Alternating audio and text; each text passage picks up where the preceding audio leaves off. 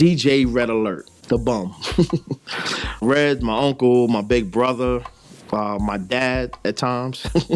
Yeah, I mean, he played a big role. I mean, you know, for me, I was fortunate enough to be able to run up under him all those years when he was developing himself as a DJ. And when we started to do routines and stuff like that, he took a listen and he rolled with it. Yeah, we signed with Red Alert for production and publishing. It was a production and publishing agreement. After he saw the routines we had, and he always wanted to have a group. Naturally, Mike G being his nephew, he was like, yeah, this is cool. And Mike and I got along really well. We had a chemistry. From that point, he's put us in different studios. One of the studios was Jazzy J up in the Bronx. We recorded our first record there, It's the Breaks, which wasn't released. And then later we found another studio to record in, or Red Alert found another studio to record in, which was Tony D's studio. I think he knew Tony D because he was playing another record that Tony D produced. Yeah, that's where we made Straight Out the Jungle. And he also had a label called Idlers Records. Tony D had a label called Idlers Records, who put the first singles out on the group and the first album. One hand washed the other.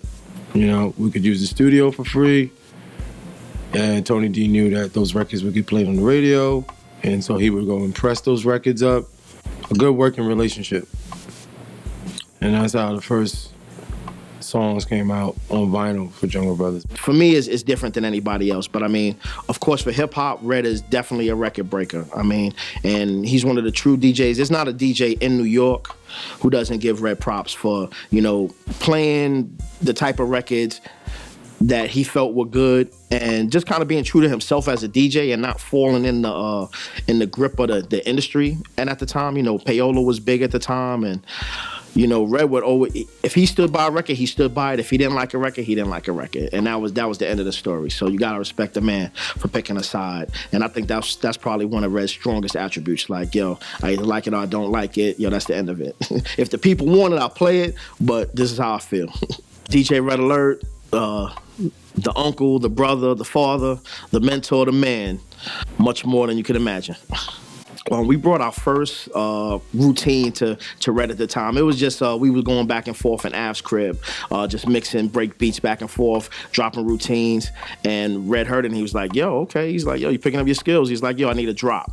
That was his first thing. He's like, yo, I need a drop for the radio. And he was like, all right. That's before drops for DJs became popular. You know, we would say, yo, this is the Jungle Brothers. You're listening to Kool DJ Red Alert right now. Live from Africa, straight out the jungle. You know, and this was like a way that Red would support us and give his group promotion. We didn't exactly do a drop at first. We did a song. We did Braggin Boastin. And it was like, no, but you got to say, yo, you're listening to Red Alert, you know, on 98.7 KISS. So then we added the drop, but then he wound up playing the song and everything. And that's what really got the streets buzzing for us. People heard that and it was like, yo. And, you know, at the time, the hip hop community in New York was still small. So we had did a talent show at our high school, and it was crazy because I think Kane had came that year. There was this other group out of Brooklyn that was dope. They came, and it was hot. It was like a big thing, a talent show. It was like one of the biggest talent shows in '86. So, Red caught the buzz fast, and he had his finger on the pulse. He knew what was up, and he was like, yo, do the drop. And when people started calling, he was on it. So, Braggin Boastin was one of those routines that we used to practice in my living room in Brooklyn and do at shows, talent shows at school and stuff like that. And then eventually we went to the studio and recorded it the same way we did it in my living room. Sammy was in the control room on 2 turntables. Mike and I were in the vocal booth with 2 microphones. And we just pressed record on the machine, and we got recorded at the same time like a band after a couple of takes. And then Red took it on a cassette or a cartridge and played it on the radio.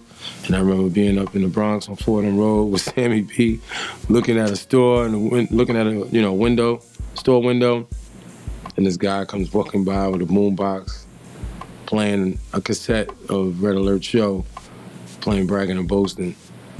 And it was funny. We were just kids, and we just looked at each other like, oh, wow. They playing Braggin Boastin on the cassette. We would tape Red Alert shows, you know. So now we hearing somebody else who tape Red Alert show, and they got our recording on there, you know, Braggin Boastin. So it was cool. Yeah, the first time I heard Red Alert play a record of ours on the radio was Braggin Boastin. And I knew he was going to play it that night, so I was just laying on the bed, had my hands back, just chilling, just waiting for it. Phone didn't ring or nothing. I mean, not a peep was going on, and he played it, and I listened to the whole thing, and I was like, okay, that's dope. It was like so dope, it was surreal. I got up, I put on my coat, it was late, because everybody at that time, once Red Alert is almost off, everybody started heading downtown to go to the clubs. And that's what it was. I got up, and then as soon as I got outside, I put on my coat, walked outside. As soon as I got on the stoop, I heard I'll drop. Yo, what's up? We the Jungle Brothers, and you listen to Kool DJ Red Alert. That was crazy. That was probably the most surreal moment I had. Hearing our first record on the radio, then walking outside and hearing our drop blast by in the car. That was sick.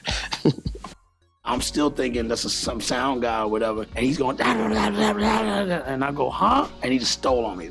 Pop and clocked me like right around here. He got me good. You got to school your own. You have to get knowledge of yourself from your own.